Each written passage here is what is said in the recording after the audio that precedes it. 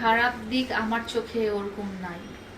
আমার চোখে ওরকম নাই। আমার সাথে সে অন্যায় করেছে বা অপরাধ করেছে সেটা ভিন্ন কথা, কিন্তু আমার চোখে তার কোনো খারাপ দিক নেই। এটা অন্য অন্য হিসাব, সেটা একটা জেনারেল মানুষ হিসেবে এখানে আমি জাস্টিফাই করতে পারি না। তার আরো অনেক অনেক ভালো গুণ আছে। এটা যখন যে অপরাধ করবে তাকে এসে ক্ষমা চাইতে হবে, সেটা আপনি চাইলে আপনাকে ক্ষমা করে দেওয়া যেতে পারে, আসবে না। এবং এই যে জিনিসটা কখনোই সম্ভব না সেটা নিয়ে আসলে চিন্তা ভাবনা করার কোনো অবকাশ নেই। সেখানে দেখা যাবে যে যদি জায়গায় আমার জায়গায় আমি নাও, হয়তো অন্য কেউ আছে, এই ধরনের হতে পারে।